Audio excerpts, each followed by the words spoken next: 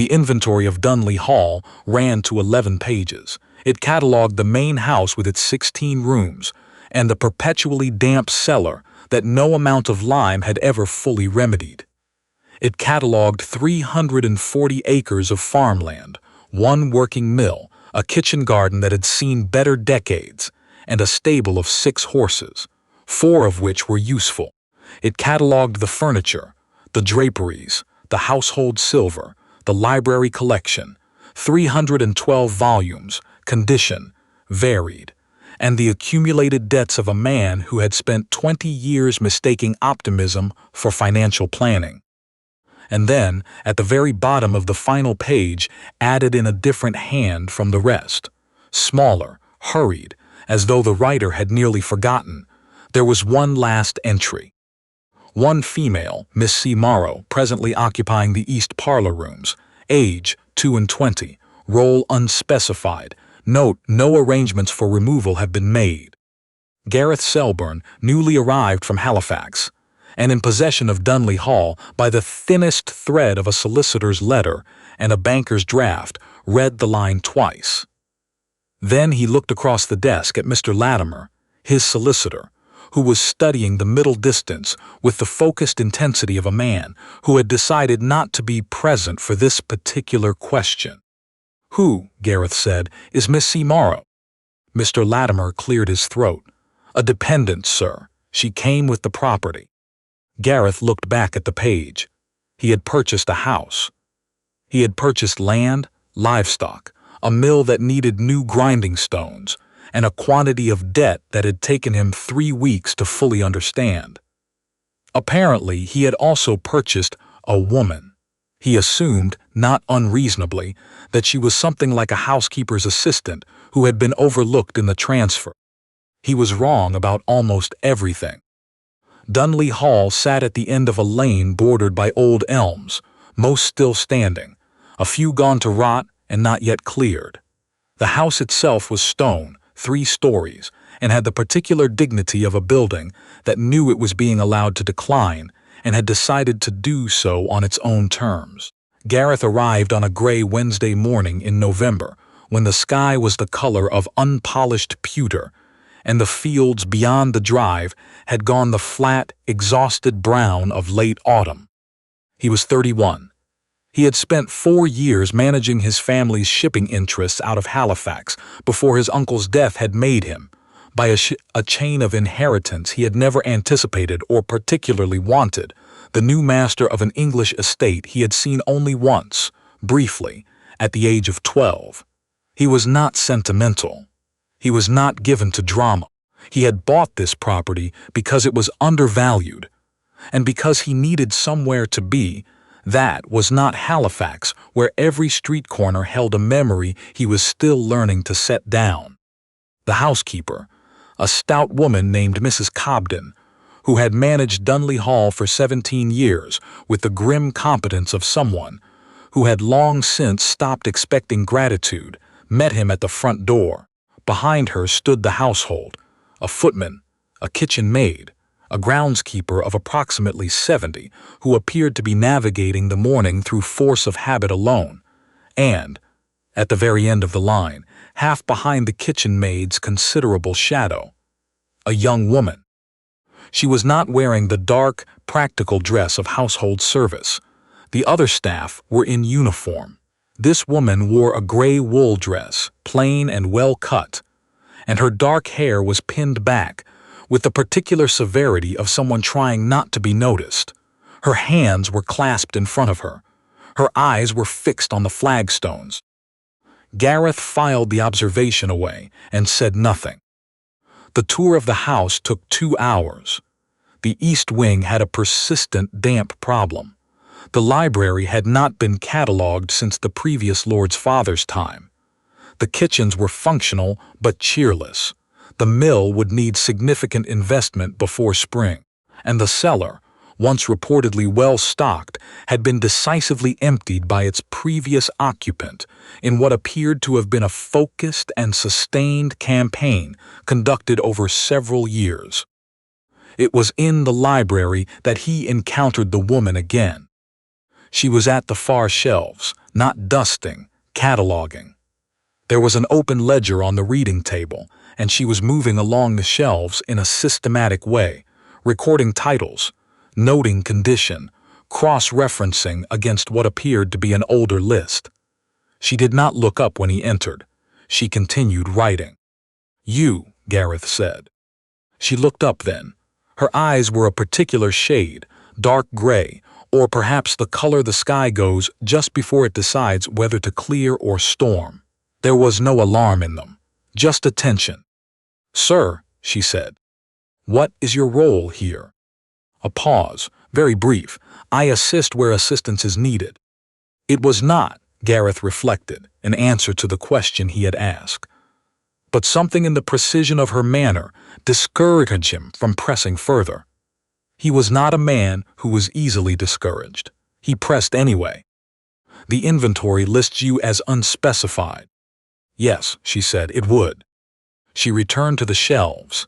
He returned to his tour. Mr. Latimer gave him what he described as an explanation over dinner that evening. "She has been here some years," Mr. Latimer said carefully. "The late Lord Dunleigh left no specific arrangements for her future, no funds set aside." What was she to him? A long pause.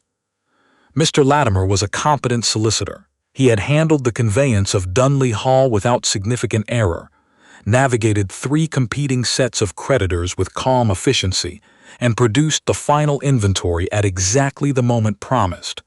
He was also, Gareth now noticed, a genuinely poor liar. The late lord had no living family, Mr. Latimer said, save a distant cousin. Miss Morrow was, an informal arrangement, a dependent of the household. Informal how? "That," Mr. Latimer said, setting down his fork with the particular deliberateness of a man buying time, "is a matter on which I am not fully at liberty to elaborate." Gareth looked at him for a long moment. Then he let it go. He had learned, in 4 years of shipping, that some information was better gathered through patience than through direct inquiry. He began to watch. He noticed things in the days that followed. He noticed that Mrs. Cobden consulted her.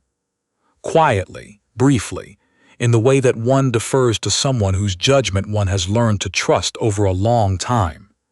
He noticed that she ate her meals after the other staff had finished, alone at the end of the kitchen table, with a book propped against the salt cellar. Not a household manual. A volume of letters, Latin, from the library. He noticed that she moved through Dunleigh Hall the way a person moves through a place they have known since before they understood the concept of knowing.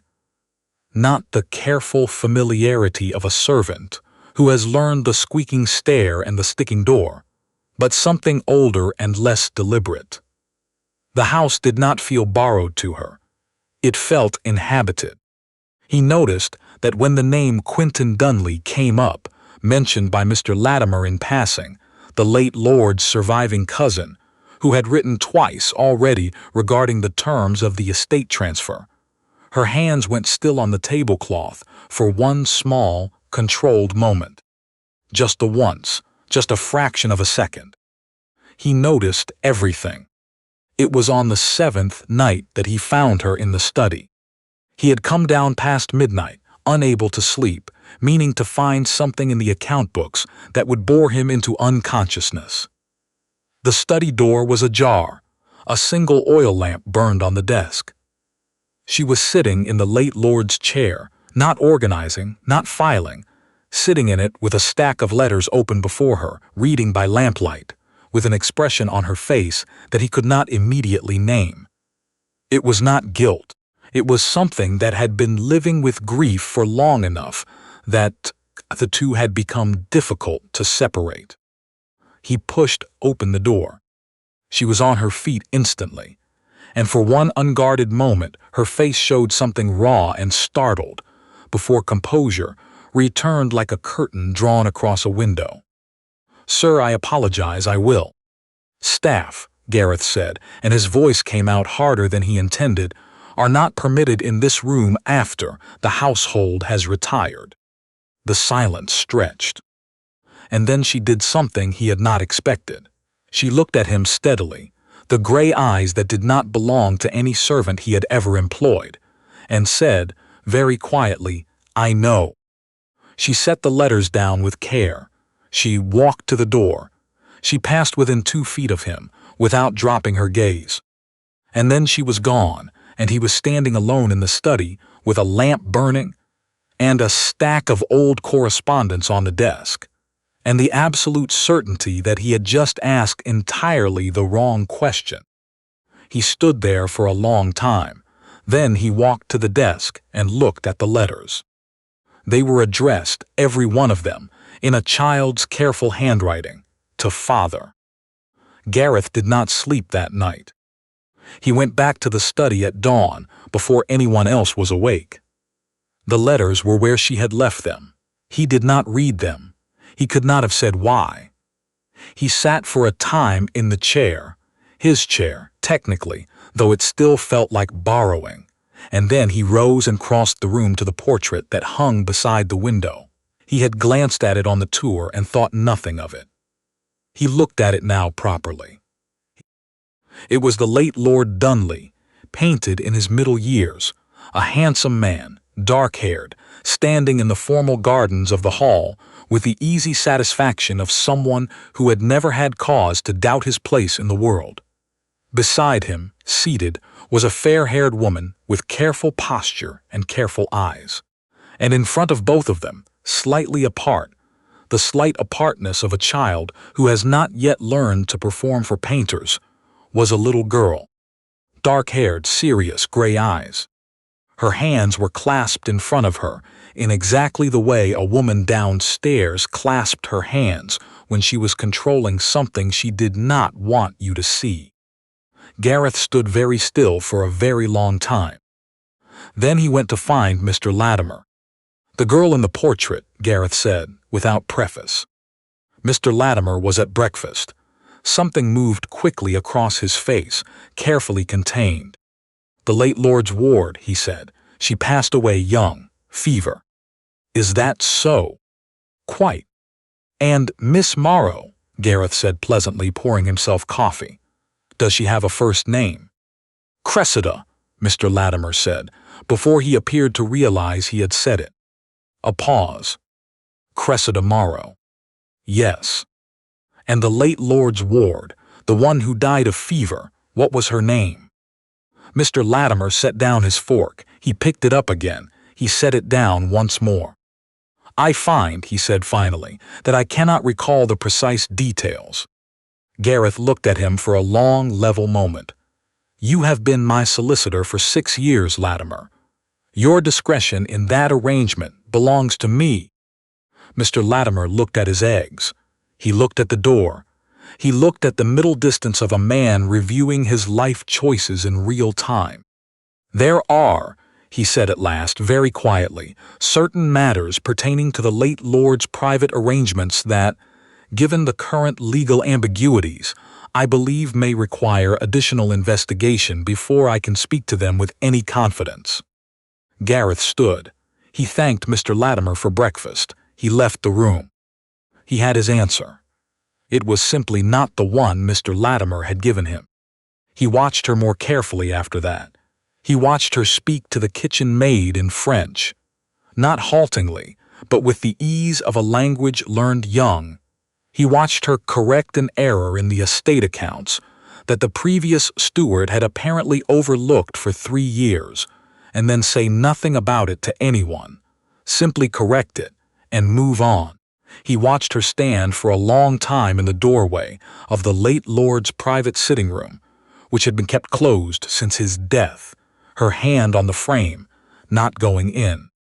He watched her, once, trace her finger along the bookshelves in the library, in the particular way of someone finding something they learned, before they understood why they were learning it.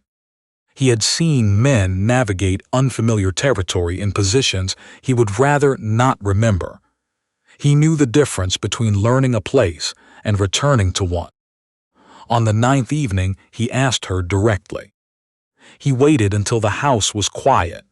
He went to the kitchen, where he knew, without quite knowing how he knew, that she would still be. She was at the table, no book this time, her hands flat on the wood and the fire burning low, and the expression of someone who has been waiting for something they are not entirely certain they want. He placed the portrait sketch on the table in front of her. He had drawn it from memory. Rough, quick, but accurate enough, the little girl, the clasped hands. She looked at it for a long time. "Cressida," he said, "I am going to ask you one question. I would like one honest answer." She looked up at him. In the firelight, her eyes were more gray than dark, and what was in them was not quite fear and not quite hope, but something that had been living in the exhausted distance between the two for long enough to know both territories well. "How long," he asked, "have you lived in this house?" The silence stretched wide between them. "Since I was 4 years old," she said. She stood up from the table. She walked to the door, and then she stopped, her back to him, and said so quietly he almost missed it. "He kept the documents. He told me he would formalize everything when the time was right. He kept saying when the time was right, and then there was no more time." She left. Gareth sat down slowly in the chair she had vacated and remained there for a very long time. Then he went upstairs and opened the locked correspondence box that Mr. Latimer had handed him on the day of transfer. "Just household affairs, sir.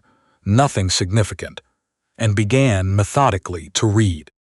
He found the letter near the bottom of the box, in an unsealed envelope addressed in the late Lord's hand to no one, as though he had written it and then not known who to send it to. It was 4 pages. Gareth read it once quickly, then again slowly, then set it down on the desk and pressed his palms flat against the surface and sat in the quiet of a house that was slowly beginning to tell him everything it had been holding. "Her name is not Morrow," the letter began. "I need you to understand that before anything else. I gave her that name to protect her, and I failed to protect her in every way that mattered. Her mother was a woman of good family, a clergyman's daughter, sensible and kind, and entirely unsuited to the particular cruelty of my world. We could not marry. My family would not permit it. Her mother died when Cressida was 4, and I brought the child here because I could not leave my own daughter with strangers. I told everyone she was the orphaned child of a deceased friend. I called her a ward, and then a dependent, and then simply nothing, because saying nothing was easier than defending what I had done. I made a will, a proper one, with Cressida named, and her inheritance from the unentailed portions of the estate documented and witnessed. And then my cousin Quentin found out, and he is not a man who loses gracefully, and I am a man who has never been able to sustain a fight for long. I was dying. I was frightened. I allowed him to bully me into revision after revision until the documents were in such a state that no solicitor would certify them. But I gave the originals to Owen Marsh. He has been with me 30 years. He has a copy of the authenticated will, held in trust, to be produced when it is safe to do so. I am asking you, whoever you are, to find him. I am asking you to help my daughter. Her name is Cressida Dunleigh. She is the only family I had left that was worth the name." The letter had no signature. The late lord had died, Gareth supposed, before he could finish it. He folded it carefully and put it in his coat pocket. Then he went to find Cressida. She was in the kitchen garden, standing at the far edge where the herb beds gave way to an old stone wall that must have been there 100 years before the house was even built. Her arms were crossed over her chest against the morning cold. She did not hear him coming, and for a moment he saw her as she was when she believed herself unobserved. The composure gone, the careful blankness dropped. Just a young woman standing in the cold, looking at a wall she had probably climbed as a child. He stopped a few feet away. She turned. The composure returned instantly. The straightened spine, the clasped hands, the correct distance. "Sir, I found the letter," he said. Something behind the composure did not break so much as fracture. A hairline crack, the kind that appears in glass a moment before it goes. "Which letter?" she said carefully. He took it from his pocket. He held it out. She looked at her father's handwriting on the fold, his particular deliberate script, which she would have known anywhere, had known since she was learning her letters from the books in this house's library. And then, for the first time since Gareth Selbourne had arrived at Dunleigh Hall, Cressida sat down on the cold stone edge of the garden bed, put her face in her hands, and wept. Gareth stood there. He was not a man practiced in this. He sat down beside her on the stone and said nothing. He did not tell her it would be all right. He did not tell her to compose herself. He simply stayed close enough that she was not alone and waited. It lasted perhaps 4 minutes. Then she pressed both hands flat over her face, drew a slow breath, and lifted her head. Her eyes were red. Her composure was imperfect. She looked more fully herself than he had yet seen her. "He meant well," she said. Her voice was rough. "He always meant well." "He did," Gareth said, "and he ran out of time before good intentions could become useful ones. But he left something." "Owen," she said immediately. "You know where he is?" She was quiet for a moment. Then she stood and went inside and came back carrying a small folded paper she had clearly kept close to her person for a long time. Its edges were soft with handling. He opened it, an address in Shropshire, and Owen Marsh's name, and 3 words in an elderly hand. "When you are ready." "You have had this for months," Gareth said.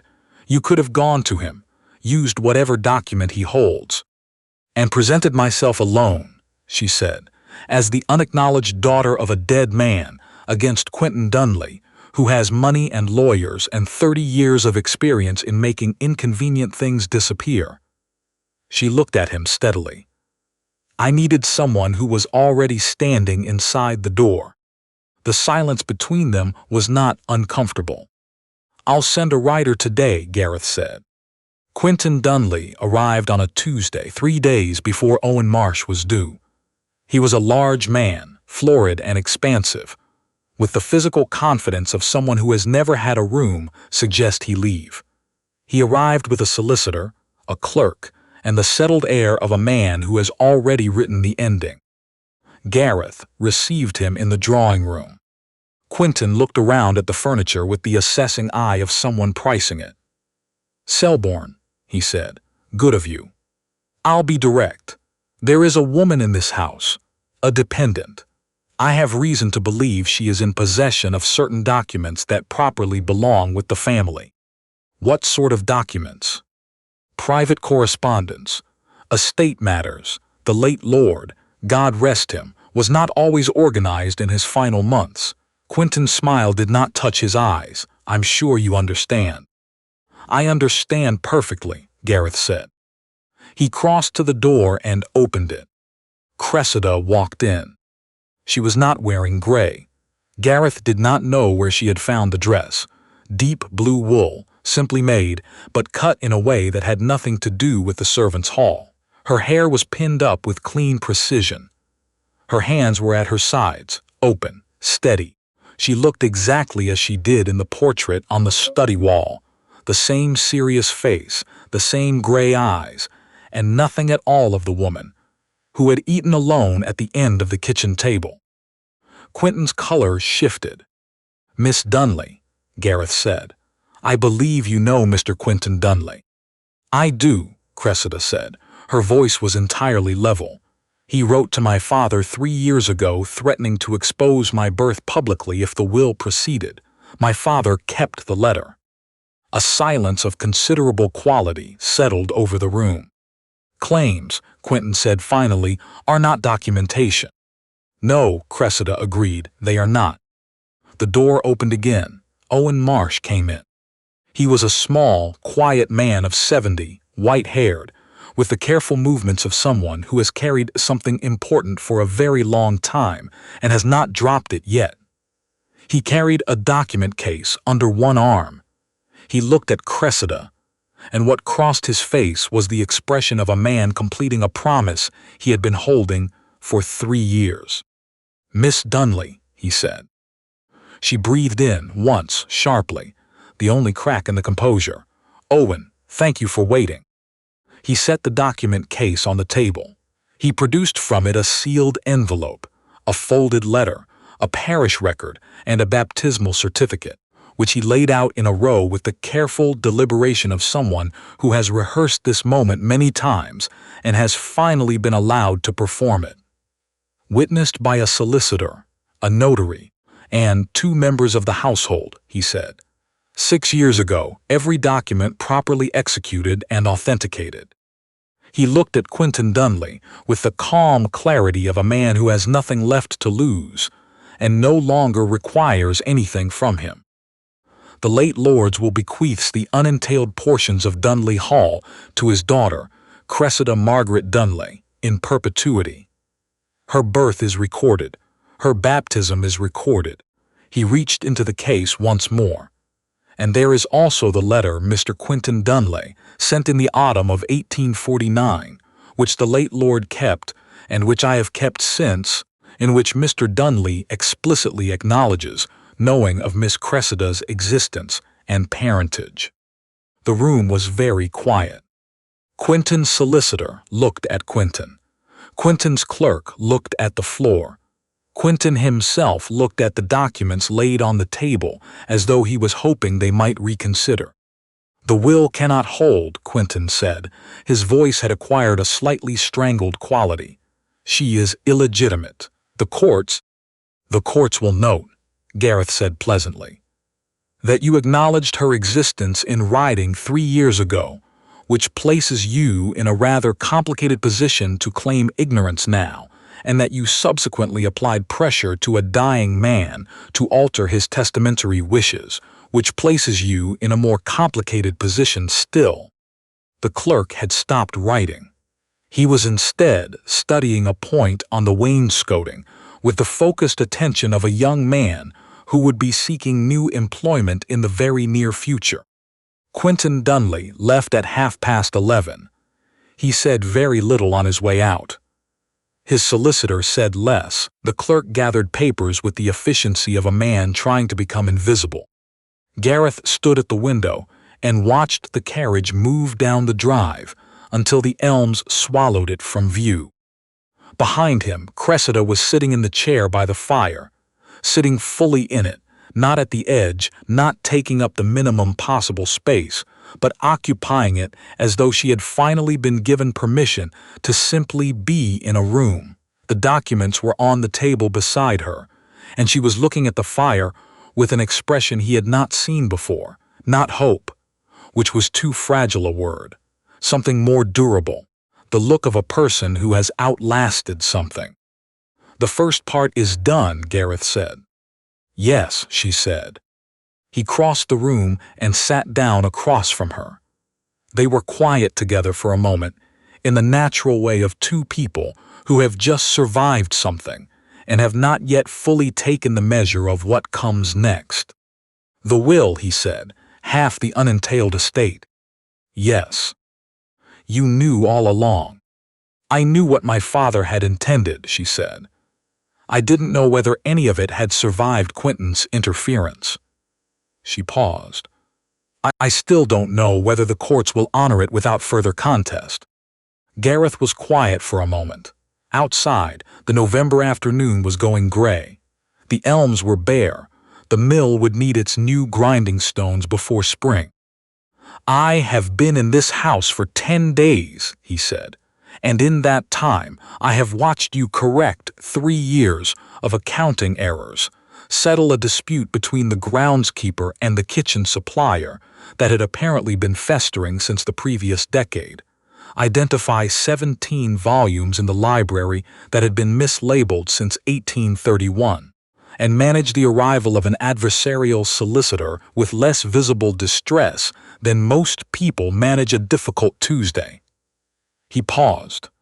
"It seems to me that a woman with those particular qualities ought at minimum to be permitted to conduct her affairs under her own name." A silence. "That," Cressida said at last, "is either the most practical compliment I have ever received, or the strangest. I am a practical man." Something moved at the corner of her mouth. Not quite a smile, but the memory of one, returning from wherever she had kept it safe. The formal recognition came the following month, quietly and without ceremony, because Gareth had learned that ceremony was something that had always been performed around Cressida and never for her, and she found the absence of it considerably more meaningful than its presence. Owen Marsh stayed through Christmas. He was too old for long journeys, he said, and too stubborn to stop making them. He walked through the house room by room on his first morning, slowly with Cressida beside him, and they did not speak much, because they had never needed to. He had been the only person in Dunleigh Hall who had called her by her real name in the years when no one else would. He had said it quietly, when they were alone, when there was no one to hear. But he had said it. Mrs. Cobden retired in February.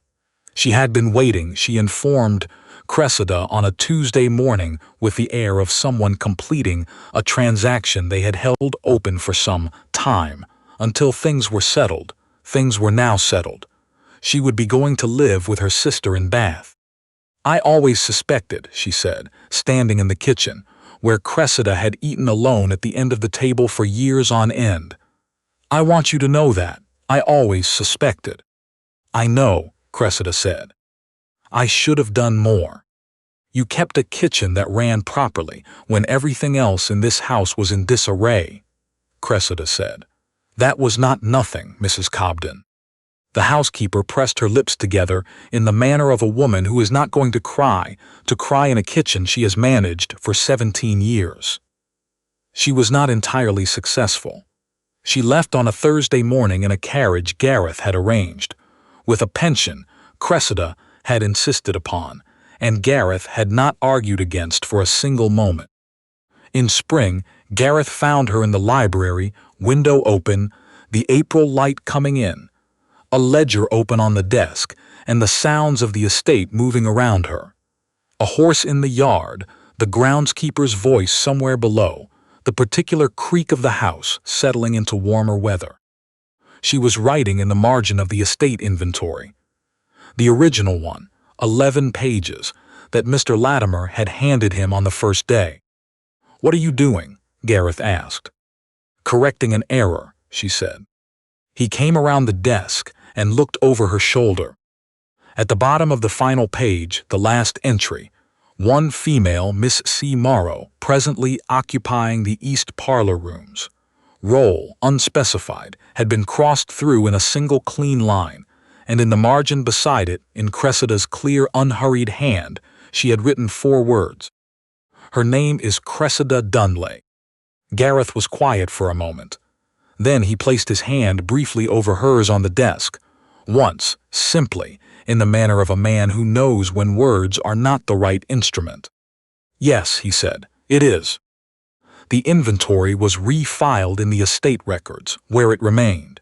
The hall stood, as it had always stood, at the end of its elm-lined lane. The mill ran again by March. Fair. The library was catalogued, finally and completely, by someone who had known the location of every book in it, since before she could read the titles on their spines, because she had learned this house long before the house had been asked to learn her name. And in the east parlor rooms, her rooms, where she had always been, the window that had stuck in its frame for 20 years had been quietly, competently, and without fanfare, fixed. Cressida Dunleigh opened it herself on the first warm morning of April, let in the air that smelled of her father's grounds and her own unencumbered future, and turned the page.